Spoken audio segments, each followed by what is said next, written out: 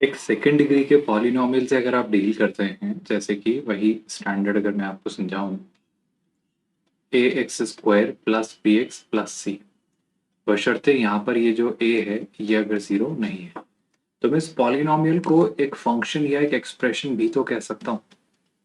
अगर ये एक सेकंड डिग्री में पॉलिनोमियल है जो बेसिकली एक्स एक सिंगल वेरिएबल में है, तो यहाँ पर ये जो एक्सप्रेशन आपके सामने लिखा गया है ये quadratic expression. Of course F of x में एक्स की जगह आप मतलब एफ ऑफ एक्स की जगह वाई भी रख सकते हैं, तो y is equals to A x square plus B x plus C या F of X is equals to A x square plus B x plus C, आपके पास एक क्वाड्रेटिक एक्सप्रेशन होता है।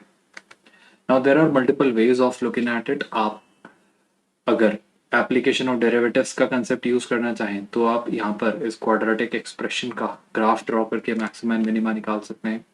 आप एक परफेक्ट स्क्वायर में से कन्वर्ट करके कुछ लिखना चाहें तो उसके तरीके से भी आप इसका मैक्सिमा या मिनिमा लिख सकते हैं। या फिर इवन श्रीधर आचार्य जी ने जो कहा है, जो कि एक परफेक्ट स्क्वायर वाली ही मेथड है, उन कई सारे तरीकों से आप जनरलाइज रिजल्ट के थ्रू भी इस क्वाड्रेटिक एक्सप्रेशन की मैक्सिमम और मिनिमम वैल्यू वर्कआउट कर सकते हैं। If I could start with the very basic idea, if you don't get anything कि सर कुछ भी नहीं पता, तो कम से कम इतना तो बेयर मिनिमम आप कर ही सकते हैं कि आप यहाँ पर ए लेट से मैं इस पूरी क्वाड्रेटिक से कॉमन ले लेता हूँ, मतलब मैं एओडी का कंसेप्ट नहीं लगा रहा हूँ, मैं कोई और चीज नहीं लगा रहा, मैं एक बेसिक स्टैंडर्ड रिजल्ट में से कन्वर्ट कर रहा हूँ। तो मैं लिखता हूँ y is equal to a, अगर मैं कॉमन लेता हूँ so this becomes x square plus B x by a plus c by a, right. Now if I wish to rewrite it further, क्या मैं इसमें थोड़ी सी रिस्ट्रक्चरिंग का स्कोप रख सकता हूँ? जैसे मैं ऐसे लिखता हूँ ए टाइम्स, गौर से देखिएगा, ए एक्स स्क्वायर है ना, यहाँ मैं लिख रहा हूँ टू टाइम्स, बड़े गौर से देखिएगा, b by 2a times x. I hope this is something which can be written. Now, look at this very carefully. That's the most interesting and the crucial part. Now, मैं basically ये लिख रहा हूँ, अगर आप कुछ मेरी बात समझ पा रहे हैं तो मैं एक ऐसा अपनी स्टैंडर्ड आइडेंटिटी जो आपकी होती है A square plus two A B plus B square, जो कि बेसिकली होता है ए प्लस बी का होल स्क्वायर, इस तरह की आइडेंटिटी में से कन्वर्ट करना चाह रहा हूँ। अगर आपको थोड़ी बहुत फीलिंग अगर आ रही है तो ये लिखा है ए स्क्वायर, ये लिखा है टू ए बी, तो मुझे बेसिकली बी स्क्वायर और चाहिए, अगर आप स्टेटमेंट मेरा समझ पा रहे हैं तो देखो ये है आपका ओवरऑल बी, तो आपको यहाँ पर बी स्क्वायर चाहिए, मतलब मैं इसे लिख लेता हूँ b by two A whole square.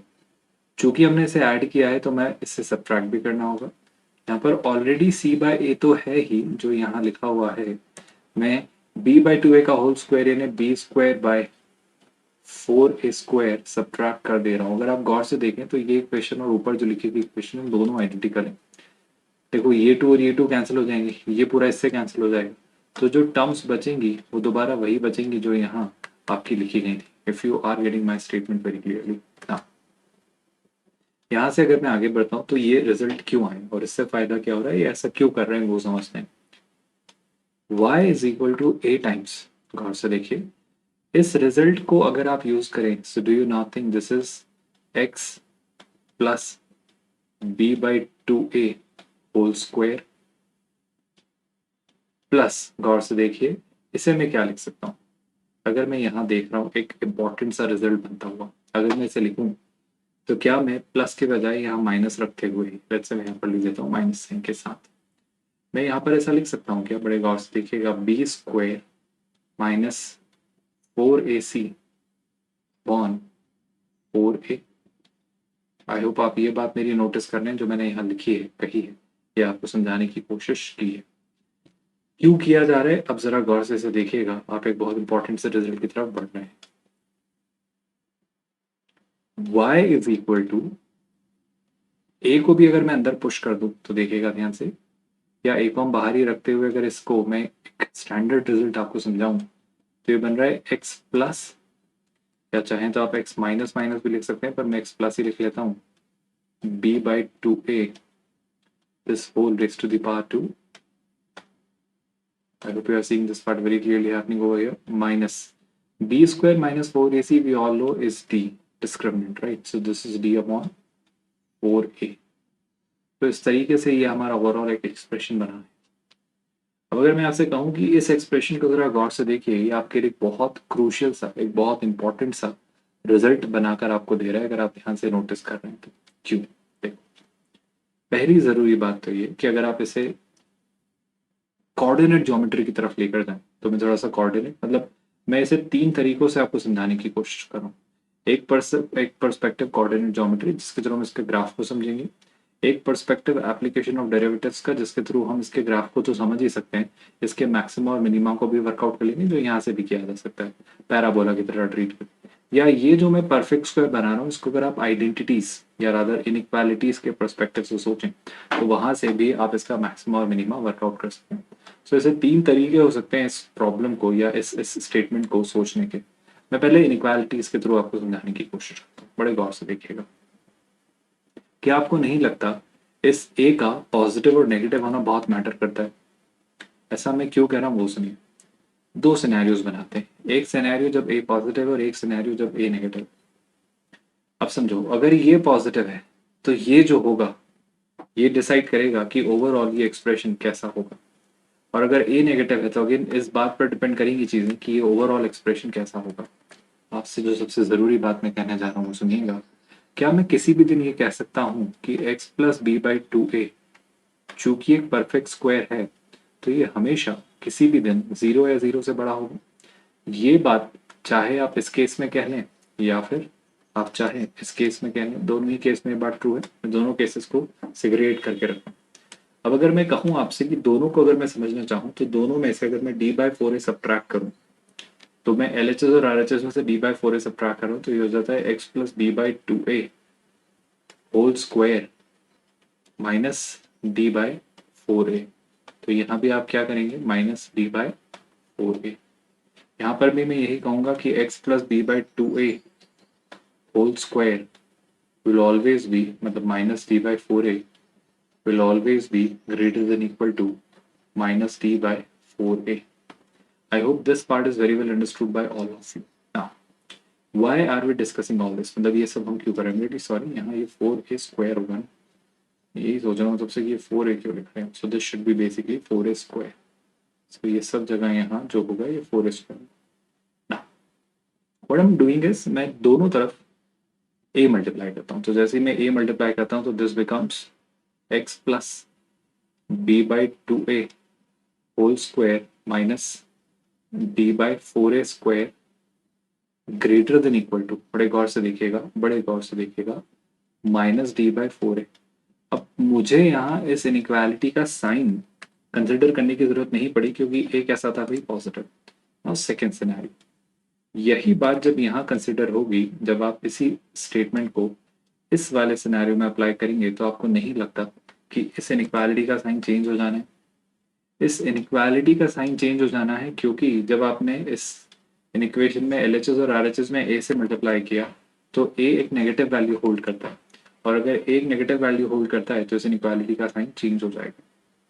ये सब बातें हो क्यों रही हैं, वो बातें सुनिएगा, बस यही क्रूशियल कंक्लूजन है जिसके थ्रू हम अपनी बात को आगे बढ़ाएंगे। देखिएगा ध्यान से। क्या मैं ऐसा कह सकता हूं, ये एक्सप्रेशन इसके इक्वल कब होगा? मेरा कहना है तब जब ये 0 होगा। आई होप आप नोटिस कर रहे हैं। यानी x की वैल्यू जब minus B by two A होगी, तब ये पूरा एक्सप्रेशन अपनी मिनिमम वैल्यू लेगा। और ये जो पूरा एक्सप्रेशन अगर आप देख रहे हैं तो ये कुछ नहीं है, ये आपका एफ ऑफ एक्स ही है, अगर आप नोटिस करें। आई होप आप मेरा स्टेटमेंट समझ पाए। मेरा स्टेटमेंट ये है कि जब x की value minus B by two A होगी, तो एफ ऑफ एक्स की value minus D by four A होगी, जो कि एफ ऑफ एक्स की मिनिमम वैल्यू है, अगर आप इस इनइक्वालिटी के थ्रू लॉजिक लगा पा रहे हो तो। क्योंकि एफ ऑफ एक्स हमेशा इससे तो बड़ा ही है, तो एफ ऑफ एक्स जो है वो इसके इक्वल कब है, जब X minus B by two A के इक्वल। आई होप ये बात आपको समझ आई। तो मेरा ये कहना है कि जब ए पॉजिटिव होता है, कंक्लूजन यहाँ से मैं दोबारा लिखता हूँ, पहले इस वाले स्टेटमेंट पर भी बात कर लेते हैं। ये आपका लिखा हुआ है एफ ऑफ एक्स, और ये हमेशा इससे छोटा है, तो एफ ऑफ एक्स हमेशा इससे छोटा ही होगा। लेकिन एफ ऑफ एक्स इसके इक्वल हो सकता है तब जब x minus B by two A हो।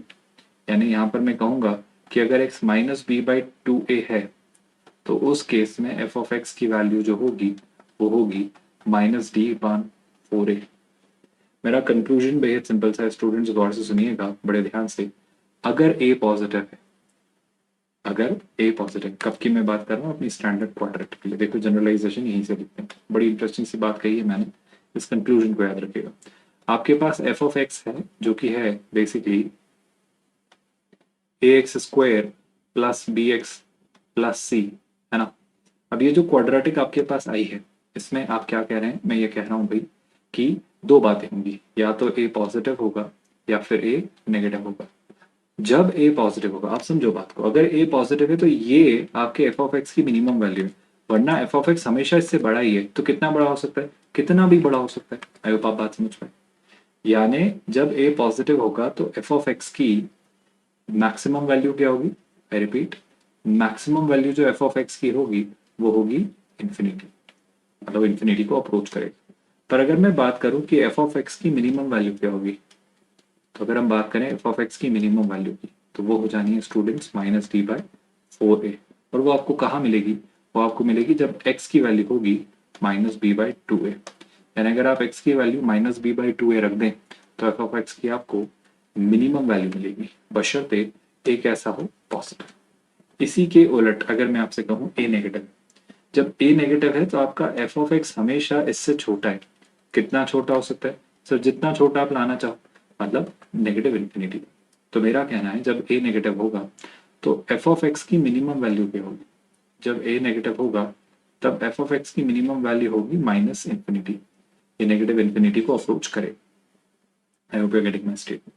लेकिन अगर आपसे मैं पूछूं उस केस में एफ ऑफ एक्स की मैक्सिमम वैल्यू क्या होगी, तो उस केस में याद रखिएगा एफ ऑफ एक्स की जो मैक्सिमम वैल्यू होगी वो होगी minus D by four a. और ये कहाँ आपको मिलेगी, ये आपको मिलेगी जब एक्स की वैल्यू होगी minus B by two a. So this is how we can conclude these things. अभी हमने एक पर्सपेक्टिव से देखा कि हम इसे परफेक्ट स्क्वायर में कन्वर्ट करें तो कैसी चीजें देखी जा सकती हैं इन इक्वेशंस के थ्रू। मैं कह रहा हूँ कोऑर्डिनेट ज्योमेट्री भी बड़ा क्रूशियल सा रोल प्ले करती है। हमने क्या कंक्लूजन लिया था, याद करिए। हम कुछ ऐसा एक कंक्लूजन ला पाए थे कि हम अपने एफ ऑफ एक्स को कुछ ऐसा लिख पा रहे थे। मैं इसी कंक्लूजन को आपके सामने दोबारा रखता हूँ। देखो कैसे एक बिल्कुल ही डिफरेंट पर्सपेक्टिव आपको मिलेगा वही रिजल्ट के साथ। देखो ये हमारा एफ ऑफ एक्स है, इसे अगर मैं और ठीक से लिखूं तो ऐसा लिख सकता हूँ क्या, y plus d by four a is equal to A times x plus b by two A whole square.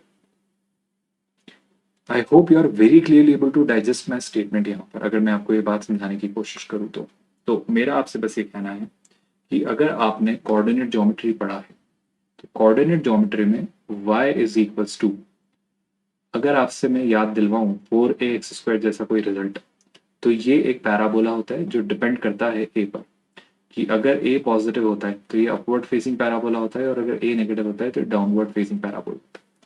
तो बस यही बात अब हम यहाँ अप्लाई कर रहे हैं जो कोऑर्डिनेट ज्योमेट्री की हमारी लर्निंग है इस क्वाड्रेटिक इक्वेशंस और अदर क्वाड्रेटिक एक्सप्रेशंस के कंसेप्ट में। तो इस पूरे एक्सप्रेशन को आप y मान लीजिए। तो अगर मैं थोड़ी देर के लिए let's say y plus d by four a को कैपिटल Y से रिप्लेस करता हूँ, राइट, और x plus B by two a को लेट्स से कैपिटल X से रिप्लेस करता हूँ, तो क्या रिजल्ट मिलेगा, तो मिलेगा y is equal to A x square. I hope आपको कंक्लूजन समझ आ चुका है कि हम किस तरफ बढ़ रहे हैं। अब मेरा स्टेटमेंट बड़ा सिंपल सा है, याद रखिएगा ये बात कि अगर ये लिखा है y is equal to A x square तो ये एक पैराबोला बनना तय है, और इस पैराबोला के अपने मैक्सिमा और मिनिमा होंगे डिपेंडिंग कि ए पॉजिटिव या नेगेटिव। सो वही दो बातें दोबारा, अगर ए पॉजिटिव है तो क्या होगा और ए नेगेटिव है तो क्या होगा। अगर ए पॉजिटिव है तो ये एक अपवर्ड फेसिंग पैराबोला होगा कुछ इस तरीके से, आई होप आप समझ पा रहे हैं, और अगर ए नेगेटिव है तो एक डाउनवर्ड फेसिंग पैराबोला होगा कुछ इस तरीके से। अब आप अगर ए को देखें तो ए पॉजिटिव है तो ये ग्राफ ऊपर तो चलता चला जा रहा है, आप देखिएगा गौर से, इन्फिनिटी की तरफ। और अगर ए नेगेटिव है तो ये ग्राफ नीचे जाता चला जा रहा है किसकी तरफ, माइनस इन्फिनिटी। तो जब ए पॉजिटिव है तो मुझे इसकी मिनिमम वैल्यू, और जब ए नेगेटिव है तो मुझे इसकी मैक्सिमम वैल्यू मिल रही है। I hope you are getting my point clearly. आपको ऐसा क्यों नहीं लग रहा कि ये जो एक्सप्रेशन है वही बात दोबारा कि जब x की वैल्यू -b/2a होगी तो आपको y की इस केस में मिनिमम वैल्यू मिलेगी जब a आपका पॉजिटिव होगा। पैराबोला की वर्टेक्स का कंसेप्ट में यूज कर रहा हूँ, जो थोड़ा सा अगर आप पेशेंस रखें तो कुछ दिनों में हम कोऑर्डिनेट ज्योमेट्री में पढ़ेंगे। वही बात दोबारा, अगर a नेगेटिव है तो x की वैल्यू -b/2a पर y की वैल्यू -d/4a मुझे मैक्सिमम वैल्यू मिलेगी। बस इसी कंसेप्ट को यहाँ अप्लाई करें तो ये वर्टेक्स है आपके पैराबोला की, जो कि होती है -b/2a कॉमा -d/4a, और यही आपकी x की वैल्यू है जब आपका y मिनिमम होगा। जब a नेगेटिव है तब ये पैराबोला की वर्टेक्स वही होती है -b/2a कॉमा -d/4a, और ये वही वर्टेक्स है जो आपकी a नेगेटिव होने पर पैराबोला की होती है। तो इस केस में ये आप देख पा रहे होंगे मिनिमा है, और इस केस में अगर आप देख पा रहे होंगे तो ये आपका मैक्सिमा है। तो ये मैंने आपको कोशिश की है कोऑर्डिनेट ज्योमेट्री के पर्सपेक्टिव से समझाने की। अगर मैं यहाँ पर एप्लीकेशन ऑफ डेरिवेटिव्स इंट्रोड्यूस करूँ तो चीजें बेहद आसान हो जाती हैं। y is equal to ax² plus bx plus c, आपके पास एक क्वाड्रेटिक एक्सप्रेशन है जिसमें a वाजिब सी बात है जीरो नहीं होगा। एप्लीकेशन ऑफ डेरिवेटिव्स ये कहता है कि आप पहले y डैश निकालिए, मतलब y डैश क्या हो जाना है भाई, ये हो जाना है 2ax प्लस b। फिर वो सजेस्ट करता है कि आप y डैश को किसके इक्वल रख दो, जीरो के, विच मीन्स आप 2ax को किसके इक्वल रख दो, b, 2x प्लस b को किसके इक्वल रख दो, जीरो के, यानी x यहाँ से आ जाता है -b/2a के। अब ये जो x -b/2a आया है, अब आप निकाल लीजिए सबसे पहले y डबल डैश यानी f डबल डैश x। ये जो यहाँ पर आया था this was nothing but what, this was f dash x, क्योंकि ये जो था basically this was fx। I hope मेरी बातों से आप कंफ्यूज नहीं हो रहे हैं और समझ पा रहे हैं कि हम कर क्या रहे हैं। सो जो y डबल डैश या f डबल डैश x आया है वो क्या होना है, वो इसका डेरिवेटिव हो जाएगा, यानी बेसिकली इसका डेरिवेटिव हो जाएगा, तो ये हो जाना है 2a। दो बातें, कैसी दो बातें भाई, दो बातें ये कि मैं अब निकालूंगा f डबल डैश -b/2a, मैं निकालना चाह रहा हूँ f डबल डैश -b/2a। तो दो बातें जनाब, दोनों ही केस में वैल्यू आनी है 2a, लेकिन गौर से सुनिएगा, अब सारा गेम इस बात पर डिपेंड करता है कि a पॉजिटिव है या फिर a नेगेटिव है, क्योंकि अगर a पॉजिटिव होगा तो 2a पॉजिटिव यानी f double dash -b/2a positive, अगर a नेगेटिव तो 2a नेगेटिव यानी f double dash -b/2a negative. जब आपका f double dash -b/2a positive आ रहा है, मतलब इस केस में आपको यहाँ पर जो मिलेगा वो मिलेगा मिनिमा। ये मैक्सिमा और मिनिमा का कंसेप्ट है जो एप्लीकेशन ऑफ डेरिवेटिव्स कैलकुलस में एक्सप्लोर करेंगे। यहाँ पर f double dash -b/2a negative आ रहा है, मतलब यहाँ पर जो आपको मिलेगा ये f डबल डैश -b/2a जो नेगेटिव आया है, इसके कारण -b/2a पर जो आपको मिलेगा वो आपका होगा मैक्सिमम। तो आप ऐसे भी कंक्लूड कर सकते हैं कि डिपेंडिंग ऑन a, दोबारा सुन लीजिएगा, डिपेंडिंग ऑन a आपको मैक्सिमम और मिनिमम मिलेगा, और वो कहाँ मिलेगा, x की वैल्यू -b/2a पर। आई होप ये बात आप समझ पा रहे हैं। यकीनन तौर पर जब a पॉजिटिव होगा तो आपको क्या मिलेगा, minima at x is equal to -b/2, और जब a नेगेटिव होगा तब आपको मिलेगा maxima and of course at x is equal to -b/2। और वो वैल्यू क्या होगी, तो वाजिब सी बात है साहब, आपका f ऑफ x क्या है, f of x ax² plus bx plus c है, तो x की जगह क्या रख देना है, -b/2a। तो जब रखेंगे तो a x² यानी -b/2a whole square plus bx यानी प्लस b, और x कितना है -b/2a प्लस कितना c।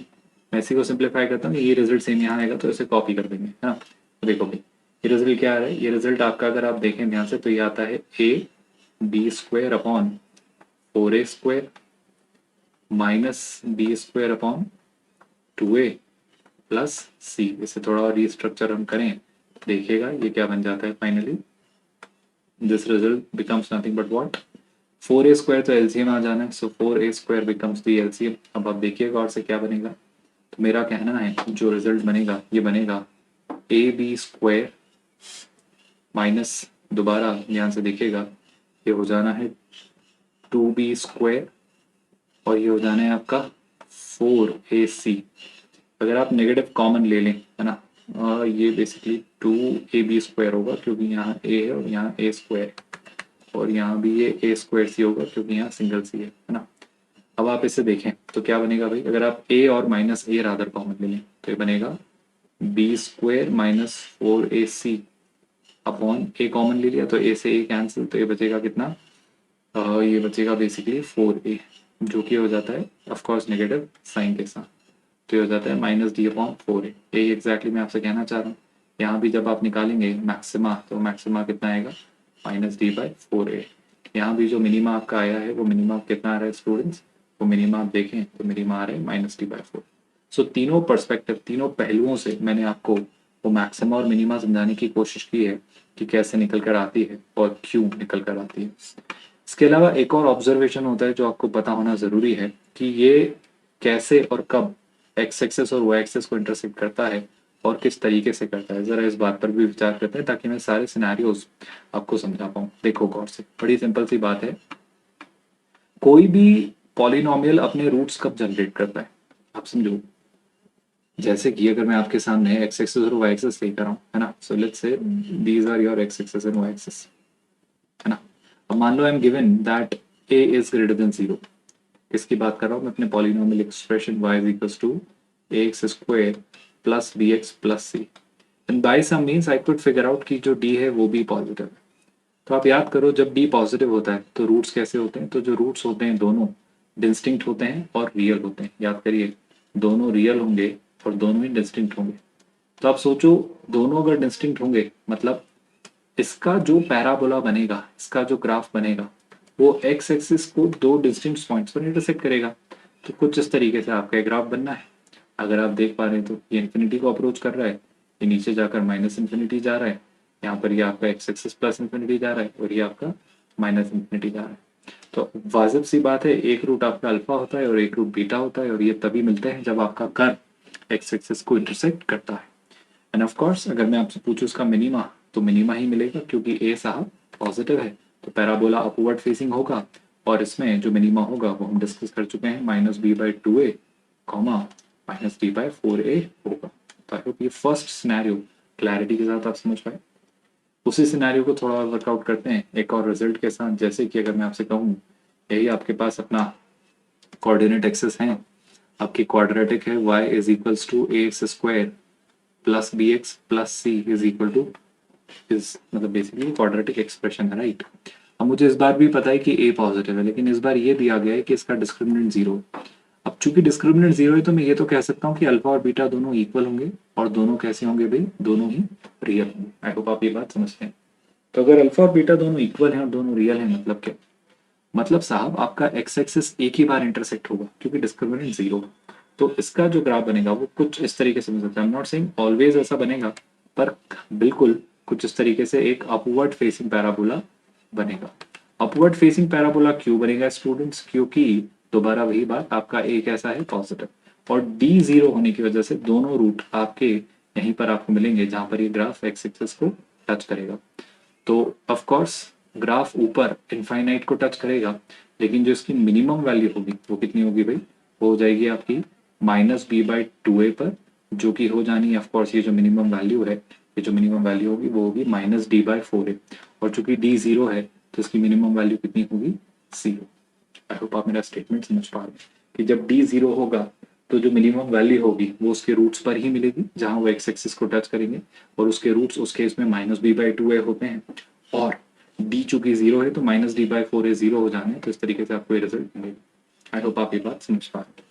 In the same fashion अगर मैं आपको और कुछ कंक्लूजन्स की तरफ लेकर चलूं, तो एक और कंक्लूजन की तरफ बढ़ते हैं, जहां पर अगर मैं आपसे कहूं कि मान लीजिए कि आपके पास वही दोबारा क्वाड्रेटिक एक्सप्रेशन है, y is equal to A x square plus B x plus सी।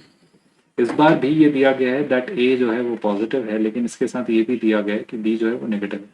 अब सोचिए, जब b नेगेटिव है तो क्या होगा, जब d नेगेटिव होता है तो पहली बात तो यही कि दोनों रूट्स अनइक्वल होते हैं, पर इस बार जो दोनों रूट्स होते हैं वो रियल नहीं होते हैं। याद करिए, जो आपके दोनों रूट्स होते हैं अल्फा और बीटा, वो रियल नहीं होते हैं, वो कॉम्प्लेक्स होते हैं, वो प्योरली कॉम्प्लेक्स होते हैं, मतलब रियल और इमेजिनरी पार्ट दोनों होते हैं। मतलब ऑफ कोर्स यहाँ पर एक्स एक्सिस इंटरसेक्ट हो गई नहीं, और एक्स एक्सिस इंटरसेक्ट हो गई नहीं मतलब ग्राफ एक्स एक्सिस के ऊपर कहीं से निकल जाएगा, क्योंकि अगर इंटरसेक्ट हो गया तो फिर रूट्स मिल जाएंगे, वो तो पॉसिबिलिटी है नहीं। तो आप बड़े गौर से देखिएगा, जब ए पॉजिटिव हो और डी नेगेटिव हो तो आपका ग्राफ पूरे तरीके से एक्स एक्सिस के ऊपर होता है। मतलब इसकी जो मिनिमम वैल्यू होगी ये होनी है minus B by 2a comma minus D by four a, मतलब minus B by two a पर मिलेगी और minus D by four a minimum value होगी। पर देखिए आप, ये हमेशा एक्स एक्सिस से ऊपर है, तो अगर ये हमेशा एक्स एक्सिस से ऊपर है तो मेरा ये कहना है आपका एक क्वाड्रेटिक हमेशा पॉजिटिव है। एक बहुत इंपॉर्टेंट सा ऑब्जर्वेशन है जो बहुत काम आएगा, कि अगर आपका डी नेगेटिव है और ए पॉजिटिव है तो ये जो आपका a x square plus B x plus c होता है ये हमेशा एक्स एक्सिस के ऊपर होता है, मतलब ये हमेशा पॉजिटिव होगा सारे ही एक्स के लिए, for all the real values of x. I hope you are able to understand and digest this statement very clearly.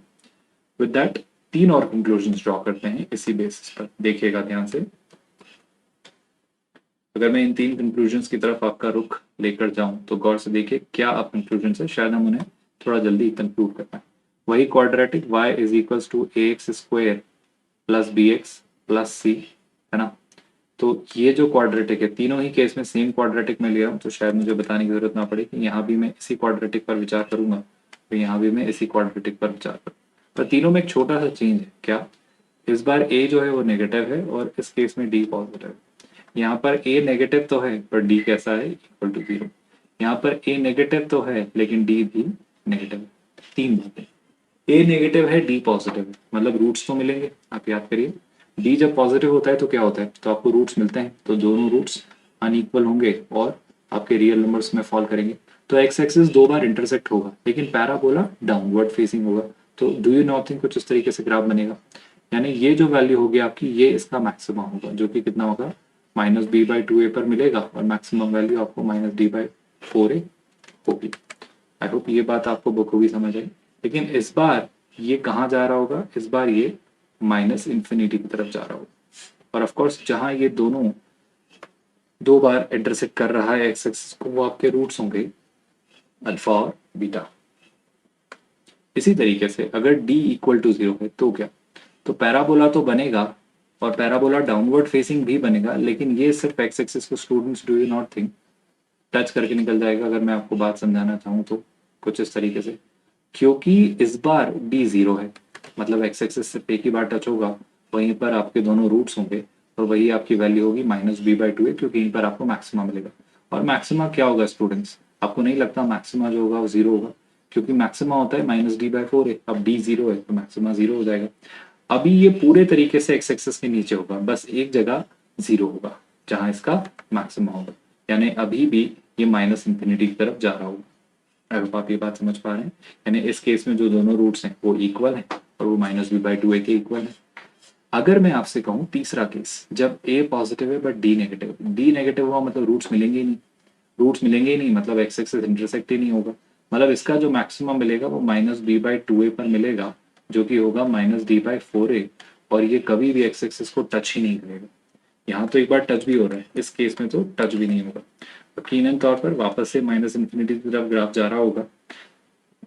तो मेरा आपसे ये कहना है, जब ये सिनेरियो की आप बात करते हैं तो ये हमेशा नेगेटिव होता है। कब?